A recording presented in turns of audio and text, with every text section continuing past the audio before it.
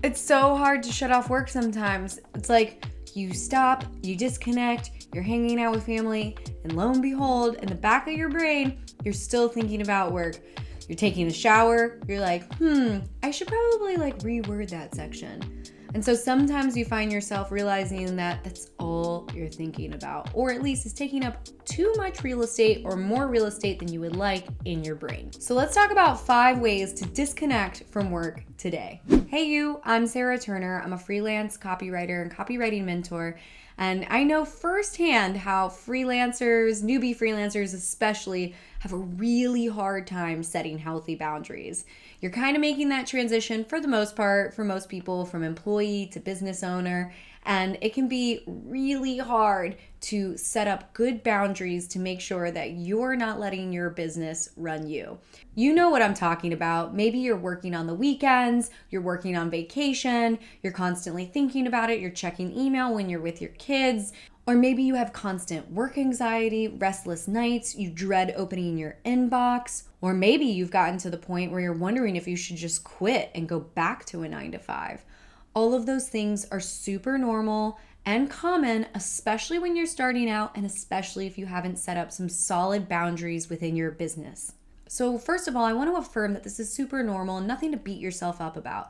In fact, I invite you to get real curious because that's going to help you have a much more productive approach to dealing with this.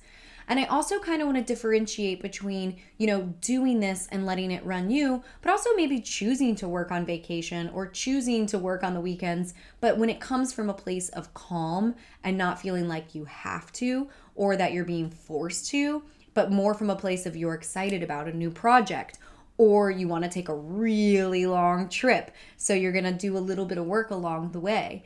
Those are 2 different places. It's very much the energy that's behind it. So what I'm talking about here is specifically when you're anxious or frantic or scared or based in fear versus when you're choosing to do some of these things from a place of ease or calm or trust or confidence. You can be doing the same actual activity, but feeling very different about it. So I just wanted to make sure to call that out and clarify it right out the gate because I definitely take my work with me on long trips. In fact, I always like to distinguish between trips and vacation. Vacation, I completely unplug.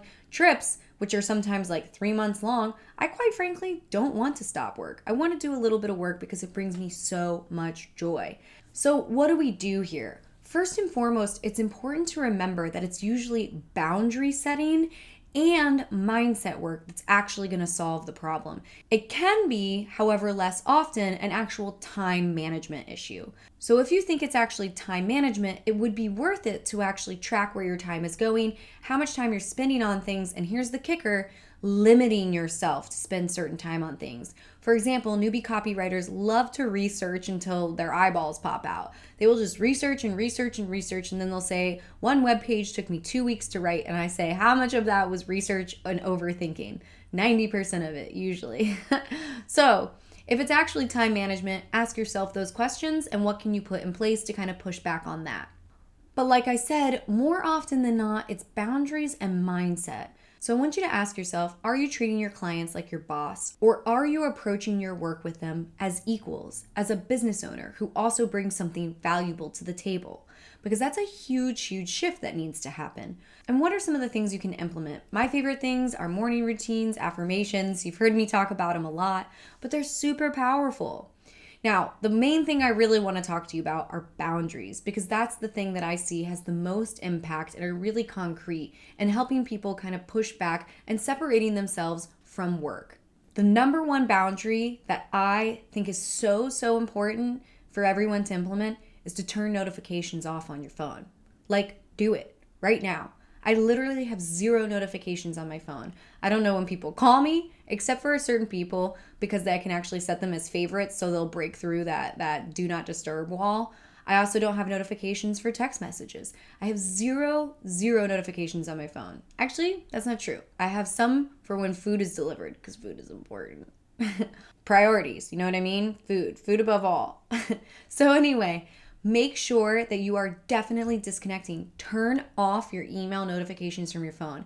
In fact, if you're struggling with this, delete the app off your phone so that you can only check it from your computer when you've actually sat down to work. You don't have to do this for forever, but it's a really powerful practice in breaking a habit. The other thing I want you to do is to not respond to emails until 10 or 11 o'clock in the morning. Give yourself your first hour or two of your day to focus on your business. This is seriously game changing. Emails are the number one way that people interrupt your day and your flow and make you head in all different sorts of directions. And ultimately, it's giving your power away. So that is the number one thing that I would actually recommend that you implement. The next thing you can do is if you're really scared to open the emails or you're scared of client things and you're having stress throughout the day, you can remind yourself of all the different times clients have been happy with your work. Keep a folder of positive affirmations that other people have said about working with you and really push back because, again, most of the time it's mindset. It's mindset that's kind of driving you nuts, that's making you crazy. And so the best thing that you can do is change the conversation that's actually going on in your brain by creating affirmations and visualizations of you being calmer, more confident, and actually pushing back. So I want you to remember that this takes practice, and I think the best thing to do is to start with one boundary at a time. What is a boundary that you can implement today that's going to make your life be a little bit more separate from your work?